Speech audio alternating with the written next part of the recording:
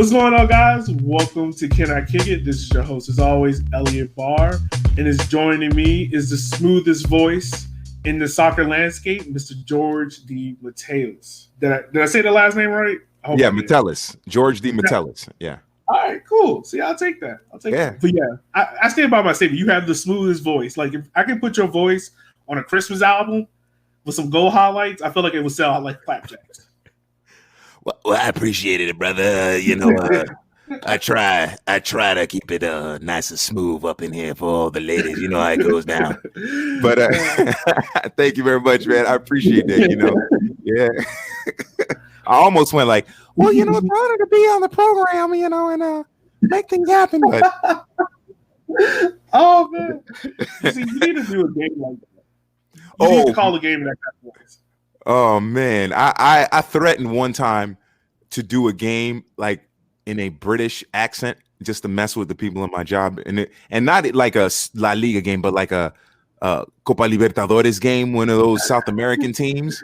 Like Enzo Perez shoots and a golazo with the assist from Matias Rocuzo. Like I was gonna do it like just like that, and my producer's like, George, don't you dare. Because I'm crazy enough to do it. So yeah, it would be fun. It would be fun to try it just to mess with people. It would be. Trust me, it would catch some people off guard, man. Yeah. By the way, cool name for the podcast, because I'm old school, so I love the Tribe Called Quest reference there with Can I Kick It? So that's a great name. I gotta give you love on that one. Thank you, man. See, look, what we're trying to do here at Can I Kick It is bring like hip hop culture, soccer into the Black landscape, and also be like the Black historians. Okay. It all works in together. Amen to that. All right. I like it. Thank you, man. Yeah. So, can you just let our listeners know, for those who might not have heard your voice, like what do you do and everything like that? Okay. I work at beIN Sports. I am a studio host, presenter, play-by-play, color commentary, voiceovers. Basically, I just do everything that's necessary or that my job requires from, they say talent. I like to say on-air personality. Producers have talent too. So, I basically just do all of that. I'm the main studio host on the weekend for all the preview shows in La Liga, Liga, and Turkish Super League sometimes. And I also call games and do what else? I host Monday Night Soccer on Monday nights, 9:30 p.m. Eastern, 6:30 p.m. Pacific. I got to give a shout out to that, cheap plug. But basically I just do studio host and play-by-play commentary, voiceovers, and anything involving the presentation of the game. Okay. Yeah, it's fun. So as I was telling you before we started this podcast, you guys were like my first proper introduction into soccer. You and Mateo, like Syria. Like I was just telling you before, like I just happened to just be clicking through channels and I came across it. I heard like these two voices. I was like, wait, what is this?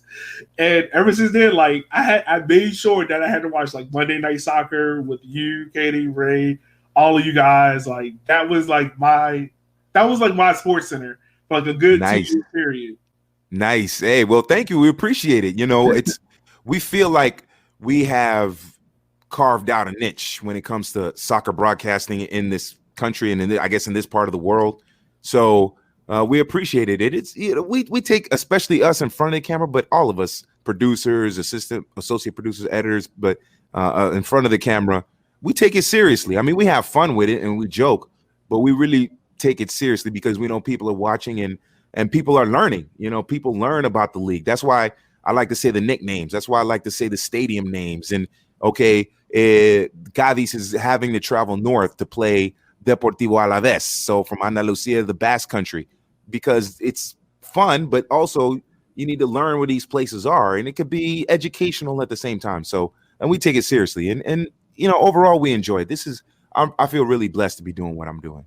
Yeah, but so let me ask, how did you get started into being a commentator, all that stuff? I know you went to the U, so shout out to the U and everything like that. But how did you get started in this whole process of becoming a commentator for sports? Well, for the U, 305 till I die, I love the U. That's my school since I was 6 years old, and I graduated from there, so I love the U. Honestly, it's a very unconventional path for me. You're a black man commentating in soccer. That's already. Yeah, there was no way I was going to go from college intern to be a commentator. That was not gonna happen. No, So definitely not. I honestly, when I graduated high school, I messed around in community college because I grew up down here in Miami in the 90s. And when you were a teenager in the 90s, it was wild because there was no cell phones. You can do whatever. Yeah. And I wasn't a bad kid, but I just was partying too much with my friends. And I went into the military. I went in the Air Force for 4 years, got my stuff together, and went back community college, and eventually got my grades up, transferred to University of Miami. And then I met a couple of people I started getting involved in soccer because I like sports and my major was international studies. So I started watching more soccer, and I met a friend of mine, Juan Arango, who's a commentator and a journalist now still. And we started doing a radio show at the college at the WVUM 90.5 The Voice, in the college radio station. We started doing a talk show about soccer, and we were talking about Europe and Libertadores and all these different competitions. And eventually we both got internships at Gold TV, but it didn't lead to a job for me. It led to a job for Juan. So I was like, well, I got to work. I can't have an internship. First of all, I'm single. What woman is going to want to go out with a broke dude? You know what I'm saying? In Miami. So I needed to work. Yeah. So I did everything from, I was still watching soccer and I was writing for like little websites here and there in like 2003, 2004. But I did bartending. I worked after bartender, I was doing bank teller for a while. And I was every guy out of college has had it, like the bank teller job, like every single one. And I was like, man, I can't do this job for long because I know I'm gonna take some money to pay off a debt, man. It's not gonna be good. So I said, let me get out of here with this. That was the first thing they told me in training. It was like, look, if you got outstanding debts, this ain't the job for you. Yeah. Woo. Man, it's a good thing my mom taught me right from wrong, or else, man, who knows? But I digress. Exactly. I did bank teller. I did a hotel front desk. But in the meantime, I was still had my foot in the game in terms of soccer. And so I was watching games. Me and my friend Juan and another guy that I went to college with, Mike Lopez, we had a podcast. It was called Mad About Football. And so we did that. But I didn't think I was ever going to be a broadcaster at all. I was working at WQAM 560 as a board op, behind the scenes of sports talk radio, but I was never on the air.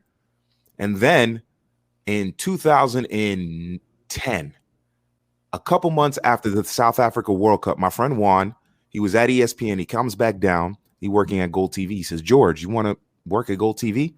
And I was like, yeah, I want to work at Gold TV. It'll be great.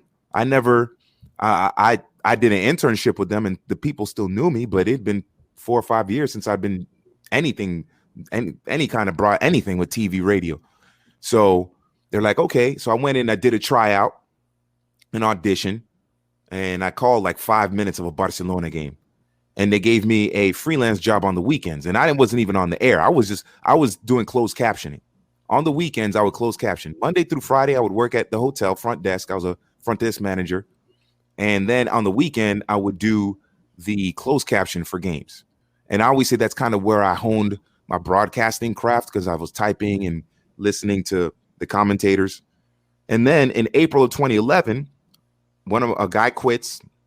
I say, George, you want to be full-time at Gold TV? I was like, hell yeah. I'm tired of people yelling at me at the front desk for stuff I didn't do. You know, like the housekeeper loses something and they come yell at me, oh, you didn't do this, the room is dirty. I was like, I didn't clean the room, leave me alone. But I got tired of that. I want to curse, but I'll try to be dignified here. So I don't blame you. Oh, yeah, okay. But I'm talking to a teacher, so I'm trying to impress you. You know what I'm saying? Look, man, I'm a very hood teacher. Anyone can tell you I'm a very hood teacher. I'll be sitting in class, be like, you know what? I'll be cracking mama jokes on my kids, but that's Oh, okay, cool. But I got April 2011. I became full-time at Gold TV, and then it just snowballed from there. And then in February, late January, early February of 2014, I got a call from a bunch of people from Gold TV working at BN. We were still in contact. So they're like, George, man, you want to work at BN? I was like, yeah, it's more money. Gold TV is going out of business. I said, sure.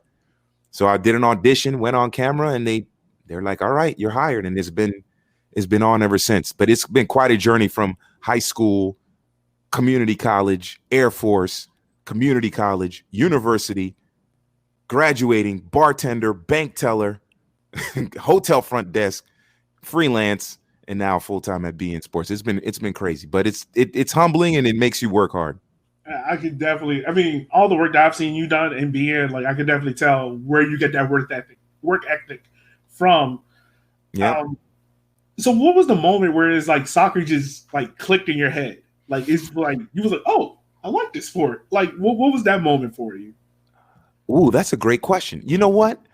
I played when I was a kid. My mom and dad are from Haiti, and Haitians, that's our sport. That's the number one sport. So ever since I was a kid, they put that in my head. My co-host Veneer is Haitian, and he tells me he was like coming to America. He was like, I had no idea what football was. Like it was soccer. Like that's the only thing we played there. Mm-hmm. So definitely, yeah, I understand that sentiment a lot more coming from you now. Oh yeah, my mom and my dad, they didn't know anything about the Dolphins or the Hurricanes. I had to teach them as a kid growing up in America. Well, I'm born in New York, but moved down to Miami when I was 3. So, but soccer, I played as a little kid in little Optimist leagues and whatever. But it never occurred to me that it would be my profession until I graduated college. Until I graduated from University of Miami, that's when it hit me that it might be a career. Because my major international studies, I like sports. I mean, that's the perfect sport. International studies, and you like sports, that soccer is the one. So I think in terms of professional, that's when it hit me when I graduated in 2004, May 2004 from University of Miami. That's when it hit me that soccer is could be my future in broadcasting. That's the direction. But in terms of liking the game, ever since I was a kid, the problem was I was a slow, chunky kid, so I just played in the defense. I tried to play one game in the midfield, and after 5 minutes, I was like, Coach, man, just put me in the goalkeeper. I'm too tired, man. Oh yeah, 100%. Like I tell my friends that all the time because like I play pickup soccer now, and I got into soccer late, and it was like, yo, you want to play midfield? You want to go up top? I'm like, look, I'm a solid 305. I play offensive lineman. I got no kind of skills. I want you to know I'm staying back here. That's it. Don't go on top. I think the only time I went up top, and it was like, look, we just need you to go stand beside the goalkeeper on corner kicks. I was like, all right, I can do that. But don't expect me to run back on defense. Like, y'all going to have some of those run back. Yeah. Hey, defenders are important, man. So, hey, there's value in that. So it's all good. So, hold on. You graduated from Miami in 2004. So you was around for that 02 Miami Hurricane team, right? Oh, yeah. That was my sophomore year. Oh, man, it was fun. My brother graduated in 03, so he was there. Me and my brother were in college together. And, oh, man, that was, every game, they were blowing people out. And even the close games, they were winning in like a heartbreaking, spectacular fashion. Me and my brother, like, yeah, talking trash. My mom was like, keep it downstairs, be quiet, So it was, that was my sophomore year. Those were the glory years. We haven't done much ever since then, but I still have those memories to cling on to. I mean, look, if there's any time period of like a university I can be a part of, is like that 02 Miami squad and how crazy that was. Ooh. Oh, man. Ooh. And I seen them dudes on campus, and first of all, I know they didn't go to class, but that's all right. As long as they win in football games, it's all good. Yeah. And they would hang out a little section by the Memorial Building you walk past, and every time I walked past them, I was like, man, I wish I played football, because they had like 4 or 5 just unbelievable women all over them, and I was like, why is my major international studies? I want to major in football. It was and there's stories about them dudes in the dorms and then their private residences that I've heard about from people. And I was like, man, that was the golden age. That's insane, man. It was insane. Yeah, it was fun, though. It was fun. So you being a commentator for beIN Sports, I'm pretty sure if you've commentated over thousands of games. Is there any games that you love commentating the most? Any that really gives you trouble? Anything like that? Ooh. The ones, the ones that give me trouble are the Turkish Super League. Not because their games are bad or the quality is bad, but the names are hard. That's the thing. The hardest ones are the Super League, because you'll have like you'll have names like Basha Chigliolu, and you're like, did I say that right? And then the accent marks, then the C's are pronounced like J's and G's, and then you have the little C with the little mark under it, so it's like a chi. And then the Turkish Super League game, and then some of these dudes, they have like 13-letter last names, and so you're like, oh man, I hope this guy don't score because I don't want to have to yell his name out. But in terms of those are hard. The hardest part about any commentary is getting the names right. Yeah. But so Turkish League is the toughest. But after that, if you're talking about a preference, I like doing the Libertadores, the South America, like Copa Sudamericana, Copa Libertadores, because I did a lot of South American commentary and highlight shows at Goal TV. I did the goal. There was 3 goal. It was, what was it? It was goal Uruguay, goal Brazil, 2 football Uruguay, 2 football Brazil, and 2 football Argentina. So we would recap the leagues. So I got real familiar with the leagues, and then growing up in Miami, speaking Spanish and having friends that spoke Spanish, it was just real smooth for me to do it. So I like Libertadores, and I know with the pandemic now, there's no fans in the stands, but Libertadores games, when there's fans in the stands, they get wild. I mean, they make Champions League matches look like church. I mean, man, wild. What was it? I think my first Copa Libertadores game was actually the final with Boca and River. Ooh. And my friend was just like, yo, because he's from Argentina. He was like, yo, we got to watch this game. But the crazy thing is, he's not a Boca or River fan. He's a racing fan. Uh-huh. Like, he has, like, the racing tattoo on it. Like, he has, like, a whole collage on his arm. Huge racing fan. But he was like, yo, we need to watch this game. Like, we're going to watch this game. Yeah. And what he did, he turned off, like, the commentary, but we just heard the sound. Yeah. And I was like, oh, my God, this is super loud for no reason. Was it at La Bombonera or Monumental? Yeah, it was at La Bombonera. Okay. And I was just amazed by how loud the stadium was. Oh my goodness.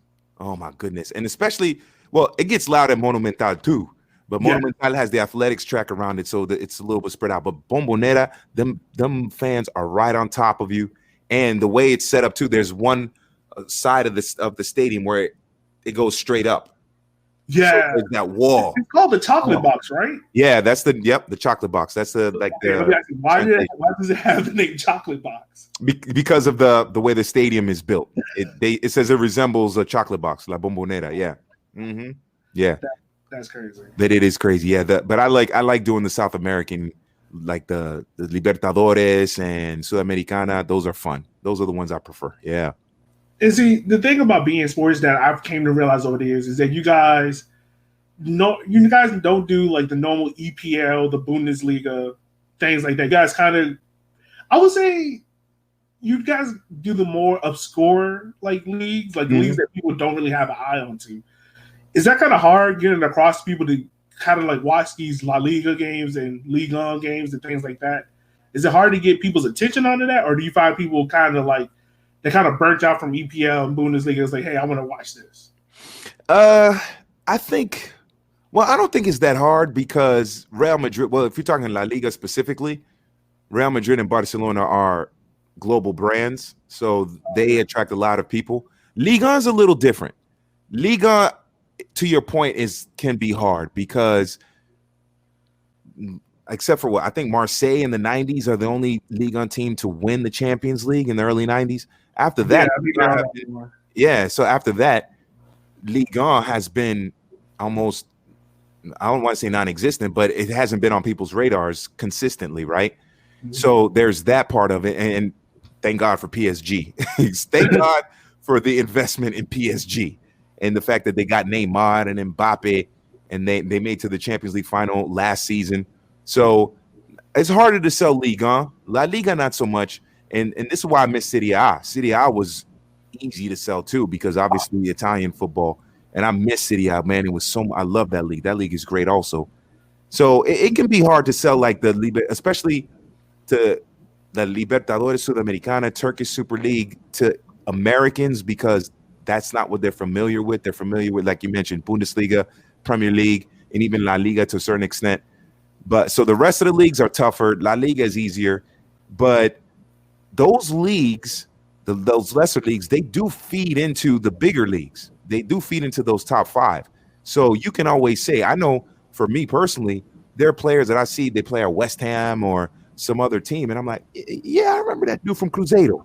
Yeah, oh yeah, I remember him from Boca. I remember him from River Plate. Yeah, oh, I remember he did this with Racing in the Avellaneda Derby against Independiente, stuff like that. So I always equate it to learning how to drive on a stick shift and learning how to drive on an automatic. Those big leagues in Europe, they're easy. So you can learn those easily. You learn how to drive on an automatic. It's harder for those whose first time on an automatic. You know how hard it is for them to drive a stick shift, a manual transmission? It's very hard. But it's not the other way around. The South American, the people who follow only the top European leagues, they have a hard time getting into Sudamericana, Libertadores, any of the South American leagues, or even like an MLS or anything like that. But it's not that way around because PSG ain't selling players to Chicago Fire. You know what I'm saying? Or, Manchester United isn't selling players to River Plate. But Boca, River, Cruzeiro, Gremio, they're selling players to the top teams, Liverpool and all those teams, Barcelona, Real Madrid. So it's a great education for football if you learn those South American leagues, the MLS, the Turkish Super League, some of these other lesser European leagues. If you can learn those first, it makes the transition to the big European leagues much easier. Okay. So one of the transitions that I've been seeing growing over the past couple of years is a lot of Argentinian players or Colombian or Peru will move up to MLS because they say the quality of life is better and things of that nature. Do you kind of see that happening with a lot of the fan bases as well in like South America, of them kind of transitioning more to North American sports, kind of keeping track of the players here at MLS and USL?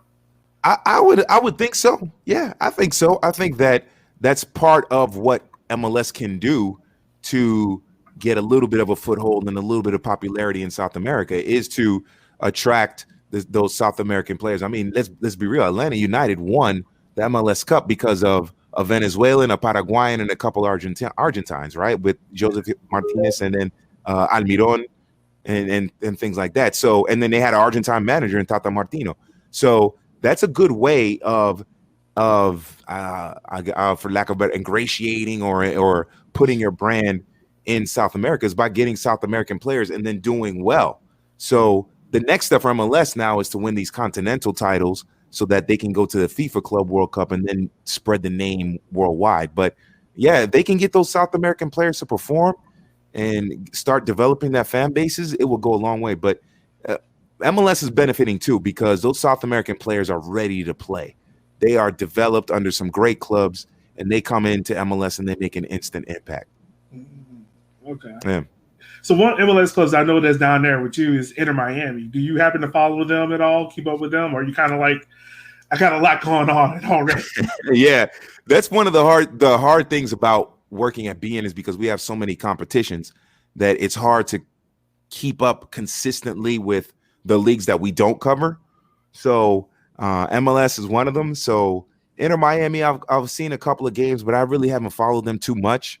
Their stadium was built on the old Lockhart Stadium that I remember going to as a kid, watching the Fort Lauderdale Strikers when the NASL was active.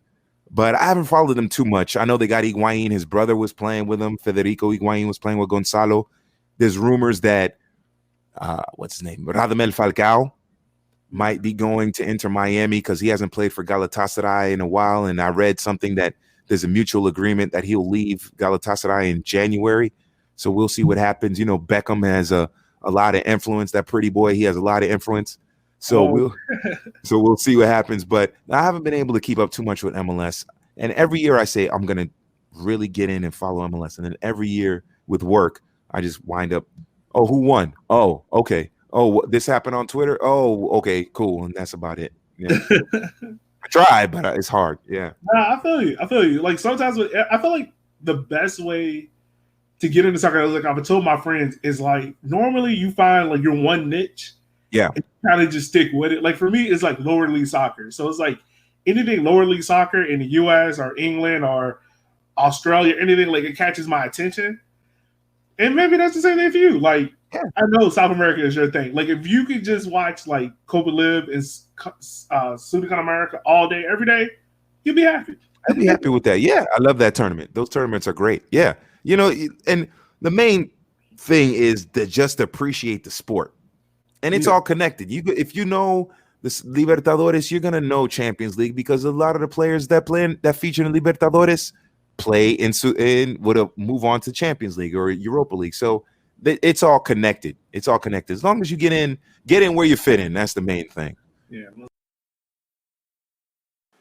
Hey, what's going on, guys? This is Elliot. I know you guys are really enjoying this real unique story, but we got to pay bills around here. So, make sure we provide you guys with more unique episodes. So, this sponsor is from the Non-League America, who has been exploring the diversity of the United States through the lens of soccer since 2012. Non-League America makes documentaries highlighting ambitious clubs that are pushing the boundaries of what is possible both within the confines and just outside the system, built without their interests in mind. These clubs are building the foundation of American soccer community from the ground up. So, if you support us, go support them. Check out their latest documentary, Non-League America, Volume 15, More Than Ready, the story of Goldsboro Strike Eagles FC on Facebook or YouTube. And also make sure to follow them and Non-League USA on Twitter or on Facebook. So, with that being said, here's back to the episode. Definitely. Yeah. So you happen to work with a legend in commentating in soccer. Like, everyone knows him for his magisterial way of describing the game. How is it working with Ray Hudson? Like what was the first day working with him? Like, I'm pretty sure you were like, whoa, what is this? Yeah. I used to work with him at Gold TV for a little bit, and it was fun. I think my first game that I did with somebody was with Ray, and it was fun. Look, Ray's a real cool dude, man. He's real fun to work with. He's humble. He'll let you get the spotlight. He's gonna get his spotlight because just naturally by what he does. But he'll let you get the spotlight. If you say something, he'll give you a shout out on the air. George said this, or Eric said this, or Gary said this. So he's real cool with that, and he's a lot of fun. He knows the game. He played, and you see him in the office, and he'll. He talks about betting. Oh man, did you bet this? Oh, you know the line for this game, and he likes hockey and American football. So he'll be like, George, what happened? What's up with your Hurricanes? Because he's got that British accent from the Northeast. So how did your Hurricanes do? And it took me a while for him to put it together that he was talking about the University of Miami Hurricanes. So he was like, the Hurricanes looked terrible yesterday. I was like, who? Oh yes, my school. Yes, they did look terrible. Yeah, they lost or whatever. But so it's funny, but he's really great to work with. He's really nice, man, down to earth. And when you get him, but his passion for the game, it comes through. And I've watched games, and he said things that had me cracking up laughing. I had a YouTube video I showed to my mom and my brother a few years ago of when he got upset when Phil said something about Tom Cruise, and he went off. Tom Cruise, would you stop talking about Hollywood actors and tennis players? Tom Cruise. It's the gladiators out there, man. If Tom Cruise sniffed a soccer jump track, he'd fade away. Like, it was hilarious. My brother was crying on the ground. My mom was crying when you could hear Phil on the ground crying and laughing. Like, he did it on purpose just to wind him up, So, but the Rays is hilarious. He's fun. He really knows the game. And man, I think we're very lucky to have him because of his popularity. He could have easily been lured away to Fox or any other place, but he likes living in South Florida. He likes La Liga, and he has free reign of being in sports. Nobody's going to tell him, do this, don't say that, don't do this. Other networks might restrain him a little bit, and you can't restrain someone like that. You got to let the passion out. Yeah, you got to let him go. Like, he's the guy, man. Exactly. But it's big fun. And like I said, he's humble too. So, and real down to earth. So he'll talk to you like nothing. He asked me who I'm dating. Like, in the office, like, George, you're not seeing anybody? And I was like, no, I'm not seeing anybody. He's like, well, what's the matter with you? Like, he told me that one time. I was like, geez, Ray, it's funny. Yo, that's hilarious. Ray is like the uncle that everyone loves. It's like, yeah, for sure. Yeah, if I had an uncle like Ray, I'd be very happy. Yeah, for sure. Yeah. So, other personalities that being has, I feel like we're going to all of them. Like, Phil and Gary. How is it working with them and kind of being around those two guys? Also, like legends. I know Gary was the goalkeeper at Man United, right? Yeah, Gary's cup-winning goalkeeper at Man United. I think during his time, especially youth levels in England, he won some big trophies there. People are slipping on Gary's resume. You know, he's a legend, man. Peter Schmeichel looked up to him, and Peter Schmeichel's a god in Manchester United goalkeeping. He's a god. So if Peter Schmeichel's looking up to Gary Bailey, you know he was really good. Yeah. Gary's cool. I call him Ice. I said one time on a show on a sports burst, he's the smoothest white man I've ever met because he's smooth, man. He don't get, I've never seen him get upset. He's always well prepared, very professional. If we have to be on at 8:30, he's in the studio at 8:15 preparing. So he's smooth, professional. He has a good sense of humor. So he's not a stiff. And so he's really cool. Phil is the same way. Still, Phil is humble, smooth, calm guy, the veteran he's been doing. I mean, all of us youngsters at BN almost grew up listening to Phil call games. So he's like an icon. He's a legend.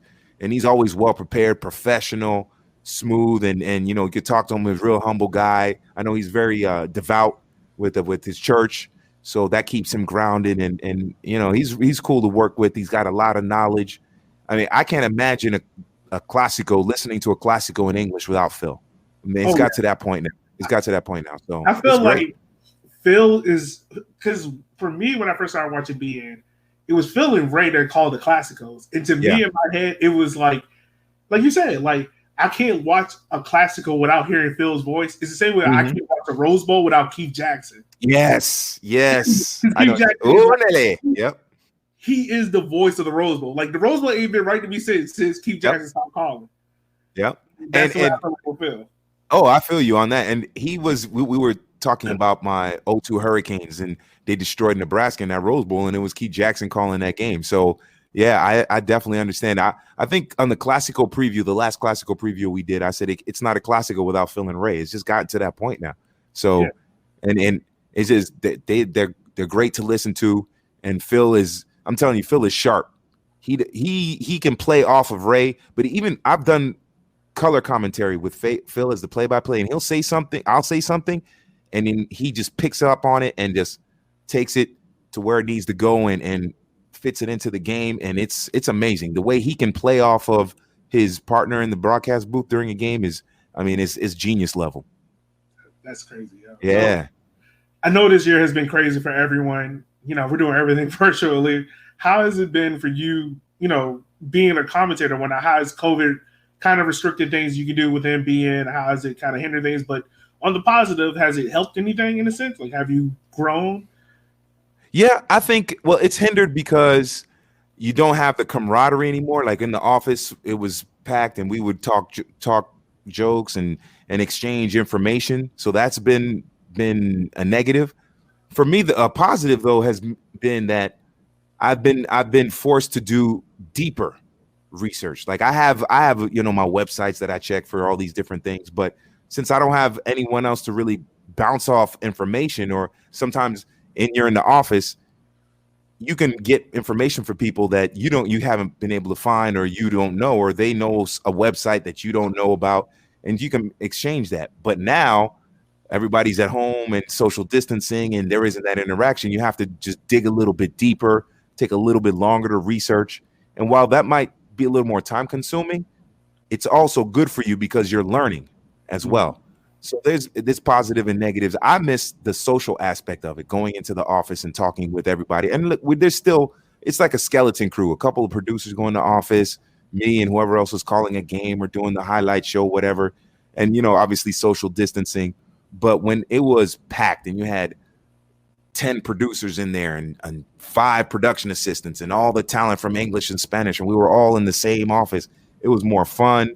There was more exchange of information. As someone who's I consider myself a decent Spanish speaker, to be around all the Spanish talent back in the day, or at least a year ago, and to be around them and they help correct my Spanish when I make a mistake or I don't say it right. That was great. So you missed that part of it, but the isolation, the quarantine, the COVID situation just makes you have to focus even more and really just dig deeper to get information to provide a good broadcast. So I know we talked about it earlier, but I would love for you to say it here. Like, how is it calling a game? Like, are you guys doing it from home, or are you guys like going to the studio for certain situations? Right. We go into the studio, and then they separate us in booths. Before COVID, we would be in one booth with each of us with a pair of headsets, one each, and a box that we would plug into. But then when COVID hit, one person would be in one booth, and then they'll put us in another booth, sometimes depending on the control room, on one side, the complete opposite side. So I'll be in the control in the booth one, and then on the opposite side, there's a huge, thick wall, and then on the other side is booth two, or they'll put you in a little booth next to the voiceover studio, and then your partner is calling the game from another booth, maybe down the hall. So it's tricky. It's harder to do it that way because you don't get to see the person's reactions. There's that during a game you're conversing with someone, and when you're conversing, you got to look at it. You like to look at them, and there's signals that are exchanged that are nonverbal that help you to say, okay, I gotta be quiet so that the commentator, the play-by-play guy, can call the goal or call the action around the penalty area. Or I'm gonna say something and I could see that my partner wants to jump in, then I try to finish my thought quick so that my partner can jump in and say something. So that nonverbal communication in close quarters is gone. So now you have to be a little more cognizant of what you're saying, and you have to just get to the point faster so that you can your commentator can do, your play-by-play guy can do what they have to do. But it's tough. It's tough because you don't see the person. You literally do not see the person you are doing the game with. You don't see them, and that's hard. I can imagine the difficulty of that. Like, you're doing these games on the fly. Like, people are listening, and it's like, sometimes you can't even tell you guys not in the same booth area. Yeah. So all props to you guys. All props to you guys. Well, we're professionals, so we do what we do. I feel you. I want to ask you this, man. What's the best game you've called? Like, what is the most, like, your favorite game of all time that you called? I've called. Ooh. Okay. Now you mean like the game was good, or I felt the best in terms of my performance calling the game? Let's do both. So give me one each. The best game I've called. Ooh, man, that's a good one. Let's see. You know what? One pops into my head that's pretty recent. We did a Turkish game. Me and Eric Krakauer, we did a Turkish game about a week ago. It was Beşiktaş and Fenerbahçe, and it was 4-3 with, I think, 2 red cards and all kinds of different. I mean, there were counterattacking goals, there were headers. It was a wild game. That was a fun game to do. So recently, that might be one recently. I'm trying to think of another one that I did was real memorable. A memorable one was Libertadores. We did a game. I did a game, and Independiente del Valle beat Flamengo. Flamengo were the reigning champions, and Independiente del Valle beat them 5-0. So that was a shock. In terms of my performance on a game call, that's a good question too. Man, I'm trying to rifle through my head. Maybe I think there was a Copa do Brasil game that I did when BN had the rights to it. But it was either the semifinal or I can't remember the game exactly, but I remember it was a Copa do Brasil game that pops into mind. I can't remember who it was that I felt good about my performance on it. Man, there's so many games to rifle through. I need to start writing them down. Like, ooh, this one was a good one. Maybe I should do that. Yeah, I guess those are the ones that you could just write a book of all the games you did and be like, yeah, I like this one. I like this one. Yeah. There was some, man, there's some memorable ones. Man, I mean, I remember doing at Gold TV, River Plate, the game that when they went down to the second division and then they just bounced back up the first year, the game that clinched their promotion back to first division. I think it was against Bonfield. That was a pretty special game. Man, there's been a lot of good ones. I should go back through my because commentators, I don't know, I'm pretty sure all play-by-play and color commentators do this. they prepare their lineups and formations, and then they save the game. I know guys who have binders, like 3 or 4 massive binders of games, of the paperwork and the research they've done, and they save them. So I might have to go through my binder and take a look at that. But yeah, it's been crazy. There's been some wild games with red cards and goals. And I remember doing a game when I was at Gold TV. It was second division Mexico, and it was like 85th minute. It was late. You know, Mexico's 3 hours back. And I forgot that. I think I might have had a date with a girl that night. So I was like, all right, man, this game's about to be over. Man, this is going to be great. They got into a fight, and it lasted 2 hours. What? And I was mad. And the referee didn't stop it. The referee was just like taking names.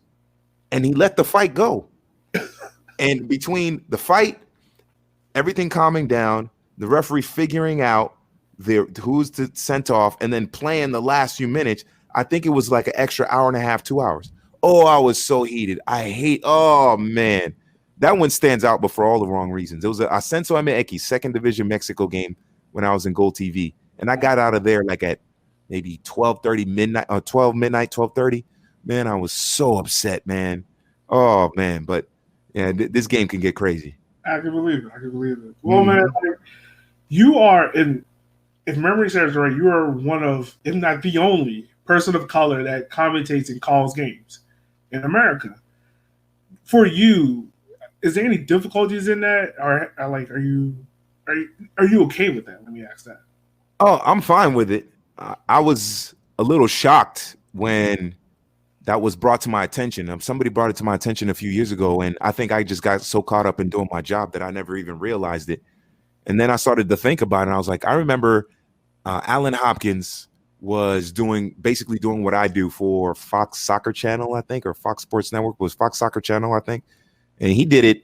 He stopped at least, I think, 6 or 7 years before I started, before I guess picked up the mantle or whatever at Gold TV. And I've had people on Twitter and Instagram send me messages, yo, man, keep up the good work. You're doing it for the brothers. And I had a guy tell me one time I'm an Arsenal fan. And he said that his nephew likes Arsenal because he heard that I like Arsenal because I'm the only brother calling games in front of the camera talking about soccer. So that was like, wow, okay, that definitely makes an impact in your soul, you know? Yeah. So it feels good. It feels good. I hope that more Black people start to get into soccer and do what I do and take it to the next level. Because I know I'm not the only, trilingual brother that can do this. You know what I mean? Like, I know Spanish, I speak French, I know English. I know I'm not the only one out there. So, and we need more of us out there because, it's hard being the only one. It's hard because the way people talk to you, not just with racial slurs, but just yesterday, I'll give you a perfect example. Yesterday, I literally was, I almost had to cuss people out because I've been doing this at BN for going on 7 years and overall 10 years. And there was people telling me, George, man, you better be prepped and ready. And I was like, who the bleep do you think you're talking to? I'm like, I've been doing this longer. And the person who said it to me has been doing it less time than me, So I was like, who the bleep are you talking to? I'm the head MF up in here, okay? I'm the smoothest one in here. I do it. I let you get, because we're doing a game together, I let him do the play-by-play, right? And I said, I let you do this thing, so don't ever come test me with that nonsense. Who the bleep do you think you bleeping our mother bleeper, blah, blah, blah. Man, I went off for like at least 3 minutes. I was mad. And I said to him, I said, you wouldn't say that to Dre Cordero or Ray Hudson or Phil Shane or Gary Bailey, but you saying it to me? Don't ever effing bleep and talk to me like that. I was mad. So that's a subtle thing. It's a subtle thing of maybe my personality, maybe because I'm Black, because he wouldn't say it to anybody else. So, it's things like that. It's things like that you have to deal with, subtle issues like that. But we need more Black people in these areas, in these spaces to make these non-Black people respect us. Yeah, man. Like most definitely. Like I was saying before, like when I watched the game and I heard your voice, at this point I never saw your face when I was watching the Serie A game, and then like when y'all guys was doing the post game, and you popped up, and I was like, wait, what? Yeah. There's no match. We don't call soccer games. Don't let us do that. But to see you calling games and seeing how like friendly you are on Twitter and whatnot, and like the conversations you'll have and everything with people, it's great to see. But definitely, I agree with your point. Like we need more people of color, like not only commentating these games, but like writing, podcasting, everything in the growth of soccer. Because there's a lot of us that love it, but we don't get those opportunities like our counterparts do. But you know, it's great to see you be the voice of us so far. Hopefully, there's more to add in the near future. Yeah, I hope so. I hope so, man. Because you know, I can't do this forever. You know, I got. You know, I might have some other plans for my life, so I need somebody to take it over. You know, and it reminds me a little bit. And they, you know, the movie. What's the movie? Chris Rock and Bernie Mac. They do a movie called Head of State. Oh yeah, I love that movie. I don't know why people are sleeping on it. I love that movie. And there's it's a great movie. Head of State. Especially everybody's walking out of the train station like slapping everyone. Yeah. Great. Yep. Every black person has had that thought of just randomly walking up to someone and just slapping them. Hell yeah. Slapping them and just keep walking. Every black person has had that dream. But we know we can do it. Yep. It was hilarious. Oh man, Bernie Mac. Rest in peace, Bernie Mac. I love that dude. Yeah. But there was a part in the movie where he kicks Lynn Whitfield off the bus and he finds out that they were building him up to lose or whatever. He gets upset.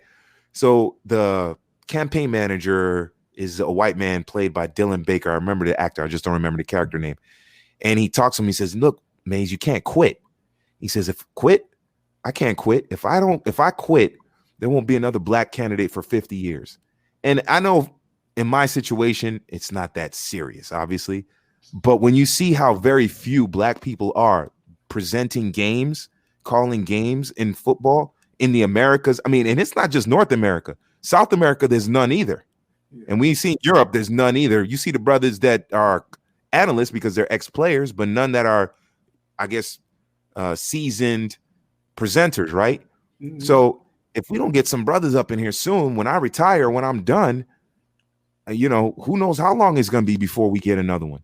And I mean, look, I like the British commentary. It's cool and everything, but they ain't got no soul, man. They don't have no flavor, man. You got to keep it. I'm partly an entertainer too. My job, you know, when you guys watch, you're watching to get the information and watch the game, but you're also watching because you want to be entertained. You want to be your mind to leave whatever nonsense and bullcrap is going on in your life. So you need a little bit of entertainment. So I consider myself like a small part entertainer. I'm 96% commentator, broadcaster, 4% entertainer.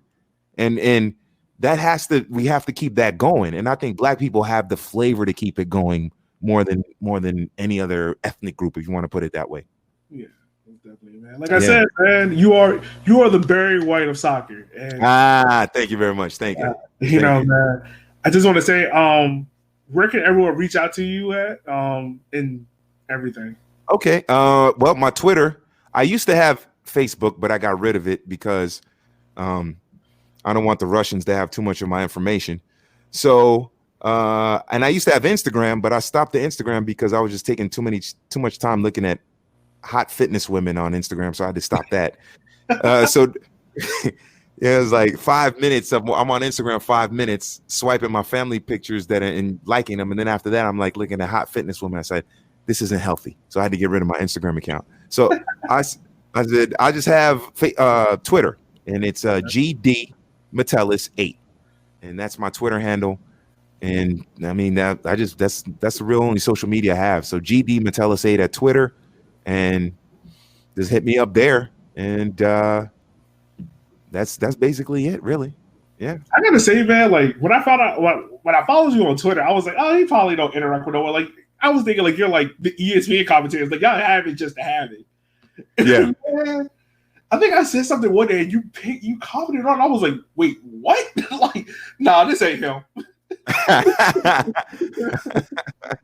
Hey, I'm not famous, man. I'm not famous. I mean, I've had people recognize me, but I'm not famous, so I'm still the dude that, went to University of Miami. I live in Miami Gardens, which is down the street from Joe Robbie Stadium. I don't live in a real posh, exclusive neighborhood. I live in Miami Gardens in a nice little apartment.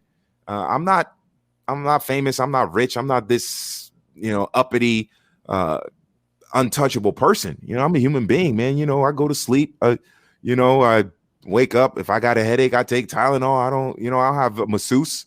I get, I get on a plane. I fly business, the regular class like everyone else.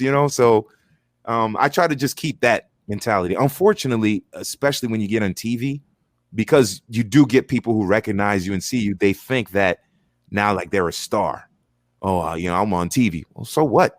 I mean, damn, Martha Stewart's on TV. I mean, shoot, you got these reality shows with some of these people, they're on TV. That doesn't mean you all that, So I try to just remember that mindset and push forward from there. Most definitely, man. Well, I don't want to take too much of your time. I know you're probably tired, man, but just thank you for coming on the podcast today, man. Hey, anytime, man. I appreciate it. I'm glad to talk to you, and I'm glad to talk to the people there, and I appreciate you having me on. I really do. Thank you. No.